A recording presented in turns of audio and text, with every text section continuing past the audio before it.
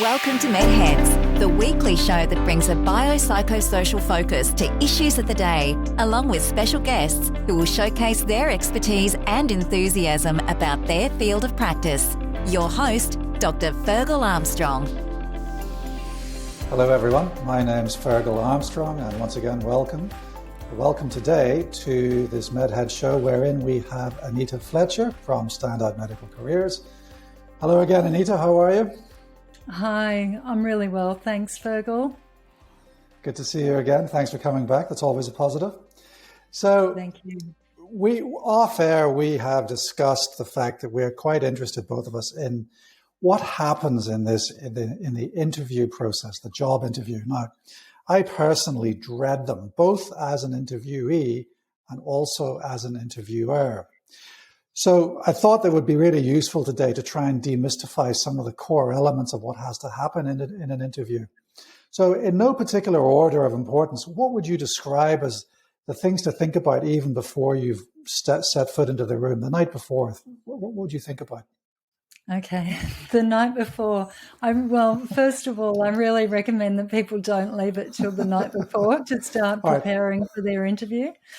The month before then. Yeah, arguably even possibly a few months before, depending, of course, on what the interview is and how much notice people have. And sometimes people get very short notice, so it's all the more reason to be prepared well in advance.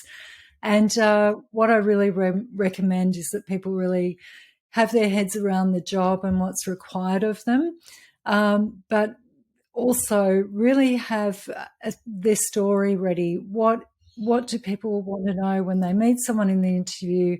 They want to find out information about them, particularly information that isn't necessarily available on their CV or their application. They want to meet the person, they want to get a sense of what they're like, and they want to hear, okay, where have you come from and what is it that you want to be doing? What are your goals for the future?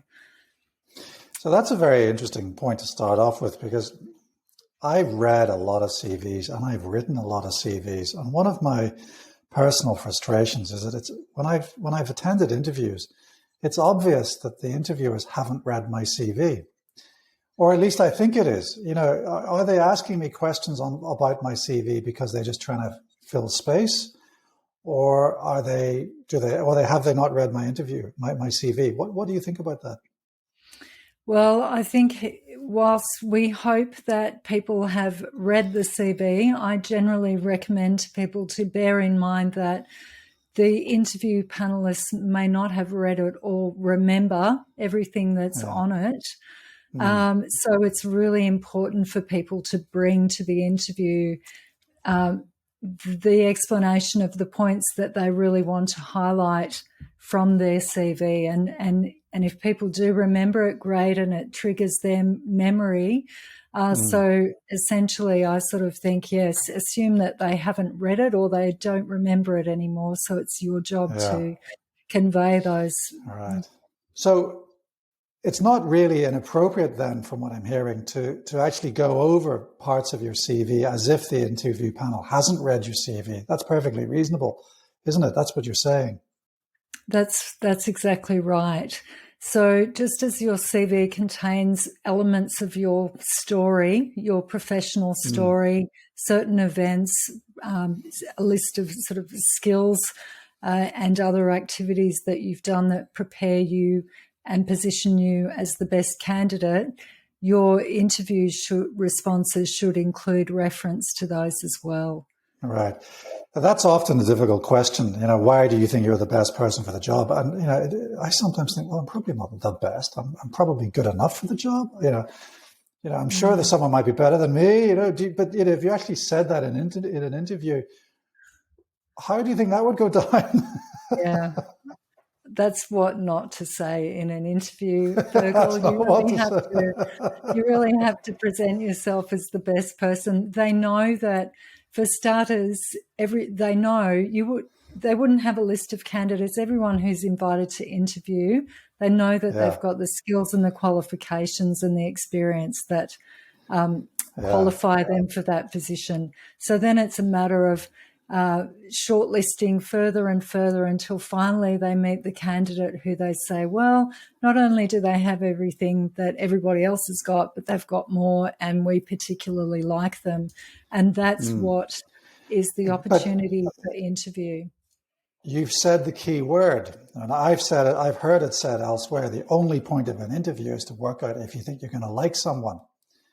So that's a very dangerous statement, isn't it? Because I think it validates my belief, and maybe you'll disagree with this, it validates my belief that the interview process is an entirely subjective waste of time. Discuss. Okay.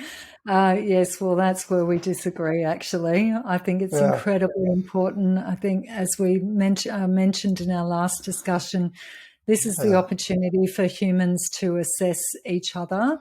And, I use the term like kind of loosely because I think there's a lot more to it than whether all of the panelists necessarily like that candidate. And there is an element of like and an element of how will they fit into our culture and work with our people. And again, it also depends on the context. So, for example, we're talking about interviews very broadly here, but, it depends on the situation, of course. So a specialty college interview, that whole style of interviewing is different to a regular, I'm applying for a job in a private practice or I'm applying for a job within a department in a hospital. They're different, but essentially, if the people can't meet you, that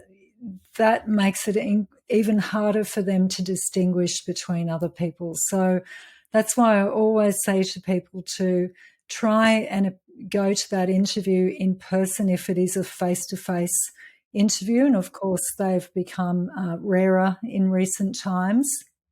So if there is an opportunity to appear in person and be in the same room with the recruiters interview panel, take that opportunity.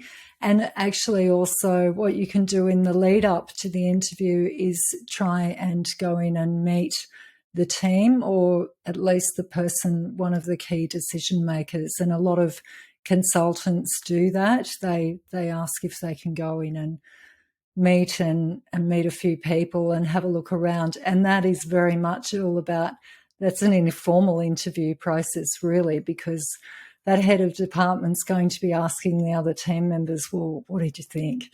As soon as you've left. Exactly. What did you think? It's a subjective exercise, Yeah. I mean, I actually, the last interview that I didn't get, right, I actually spent some time trying to track down the key players in this job, and I went to meet them.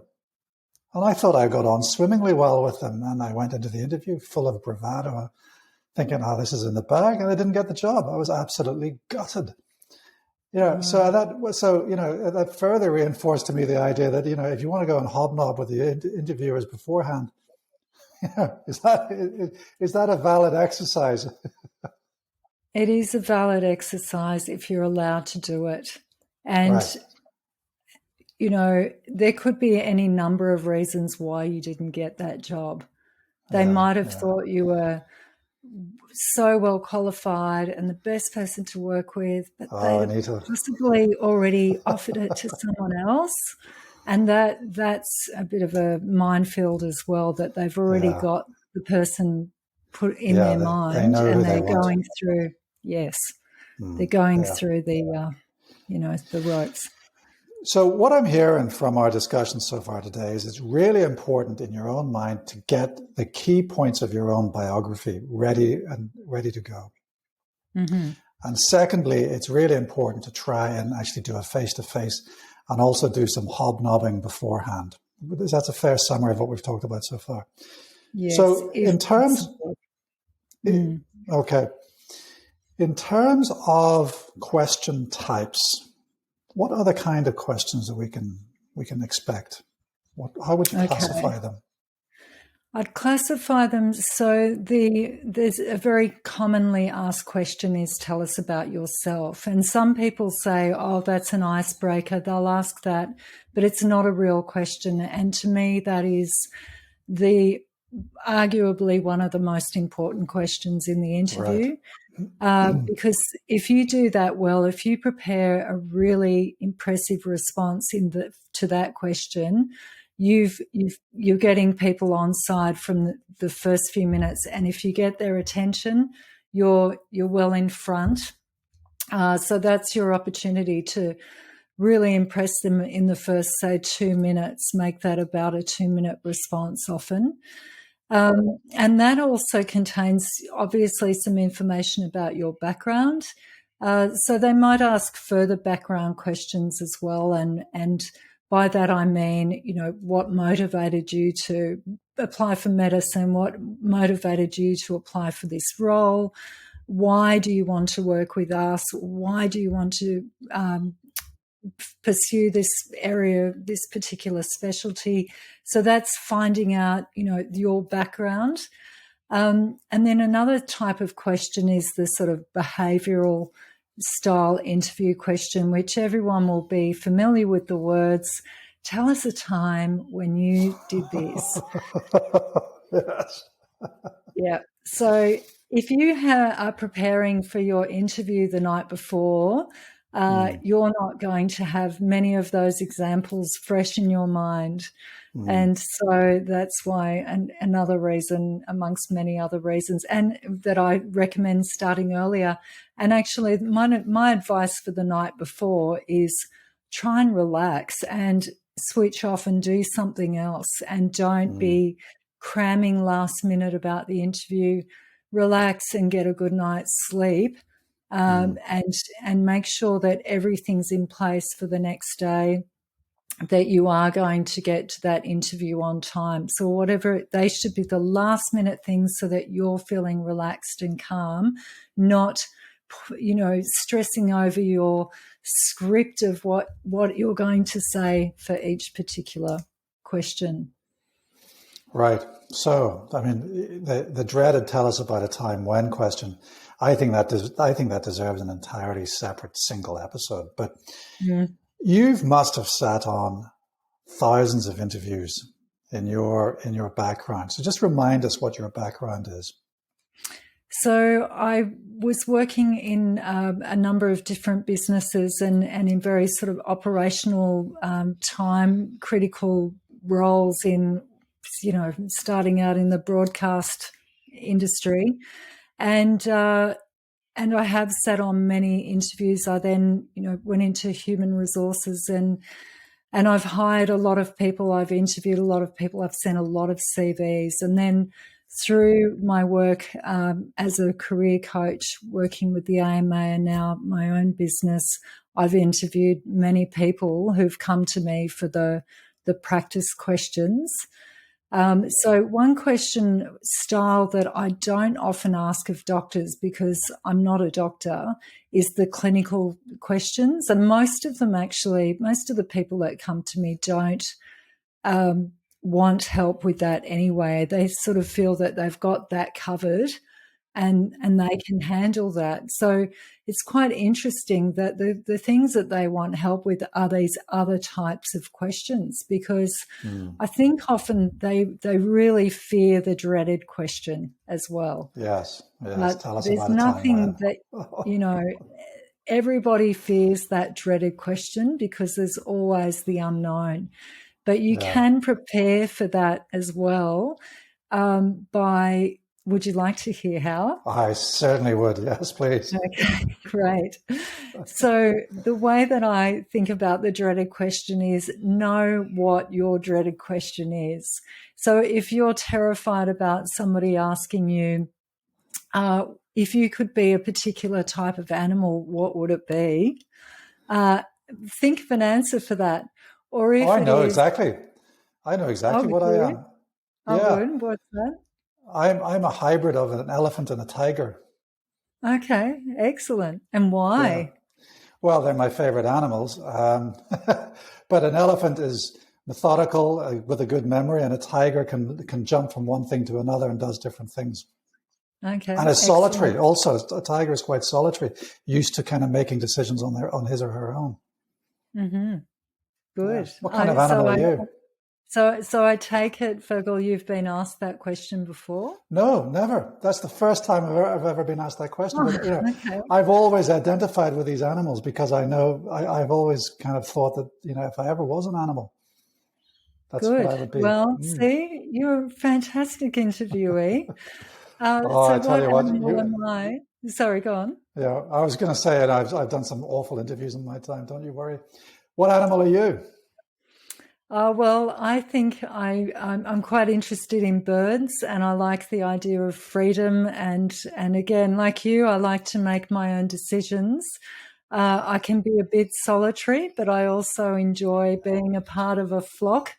And I like the sense that birds aren't limited in terms of where they can be. So Right. I'll say bird. So can I just push that a little bit further? What kind of bird? Are we talking like a flamingo, an albatross, a chaffinch, or an eagle, or a peregrine falcon? It's... Okay. Or a sparrow. Or a sparrow? I'm not a sparrow. I'm no sparrow. I'm quite tall, so I'll go the albatross, actually. You're an albatross. Yeah. Floating on the currents of the tides in the sea. Never sleeping. That's right. Albatrosses don't sleep for months. Okay. Well, I do sleep, so ever vigilant. Yes. All right. So just this has been a bit of fun, but in all seriousness, you're telling me that question has been asked of people. Is that right? Yes, I think it's typically the type of question that's asked more of the medical students. However, the type of question is that disarming, unexpected question. So right. I've also heard that come in the form of if you were on your way to the interview today and there was a car accident and you were going to be delayed by 2 hours, what would you have done? So that's an easy question for me. But okay, what have you heard first? So I've heard that asked for registrars applying for, training programs. So the point of the question really is about being an unexpected type of question, and it's to watch how the person reacts to that. Yeah, I mean, to me, from speaking as a doctor, if I am legally obliged to attend any accident. Oh. Yeah. I don't have a choice. So to me, it's a really easy question. You have to attend the accident. You have to give aid to the extent of your capabilities. Now, as a general practitioner who specializes in mental health issues and as an addiction specialist, I probably sit them down and give them a cup of tea and say, there, you poor thing, I'll phone 000 for you. But, if I was a cardiothoracic surgeon or trainee and someone had a big gaping chest wound, I would have to actually, do what I could do. So I don't see how ethically and legally you could answer that question any other way. Well, I'd forfeit the interview. But is that the answer that you were expecting? Not necessarily, but I think it's a very helpful response actually for anyone out there listening to this who might be asked that question in the future. Yeah. So let's go back to the animal question. I just want to talk a little bit more about that. You said that it was more used to, embarrass medical students. Not to embarrass them. Of course not. Of course not. We don't embarrass students. I have heard that question. To disarm them. Disarm them. All right. In an embarrassing way. But anyway, what value does it give? What insight does it give people? What's the value of that question? I think it is because it is this out of the box, unexpected question that somebody can't necessarily prepare for. Mm-hmm. So, that question could come again. The unexpected question, unanticipated question could come up in a number of ways that most people wouldn't be able to expect and prepare for. So they want to see you in action.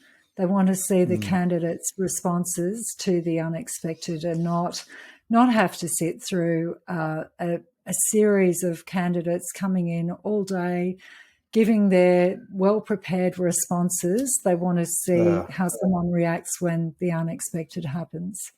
So really what you're saying is that this question alleviates the boredom of the interview panel. Well, maybe this goes back to my theme that I think interviews are shit. Yes, yeah. But there's also, more of a reason behind that, because it's showing them how someone thinks on their feet.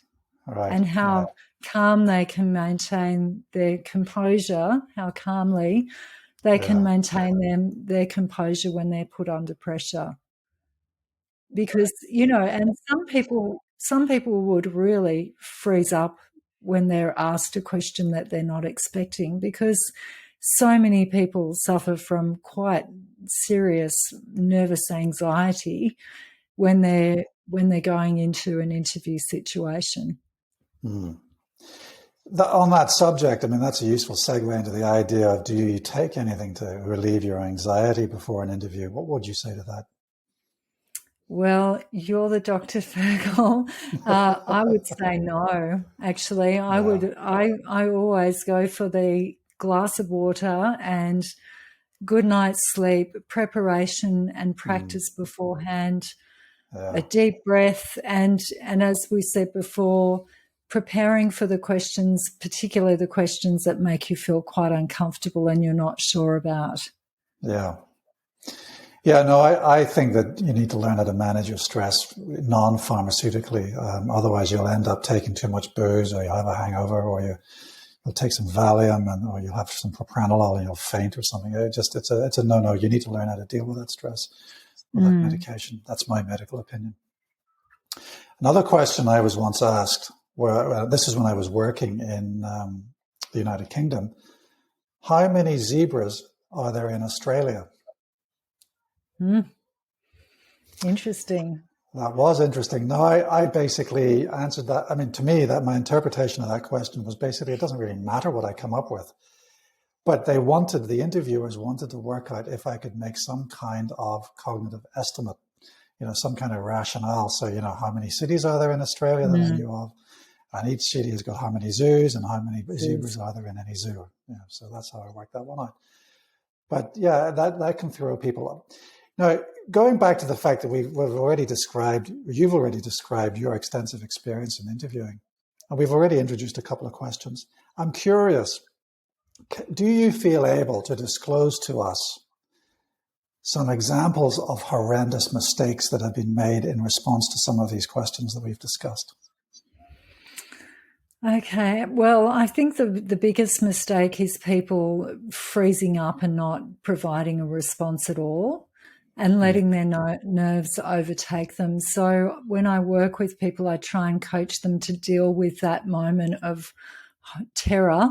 But, that can be a difficult situation for them. In terms of specific examples, I must say nothing really comes to mind at the moment. And there you are, you've put me on the spot. But in terms of the preparation and the example I was talking, or the situation I was speaking about before, about making sure that you've got everything ready and you're as calm as you can be on the interview day, I will tell you about a client of mine who I was working with last year. She was really nervous about interviewing, and she was applying for advanced trainee positions. And we worked together over the course of a few weeks, and I watched her improving.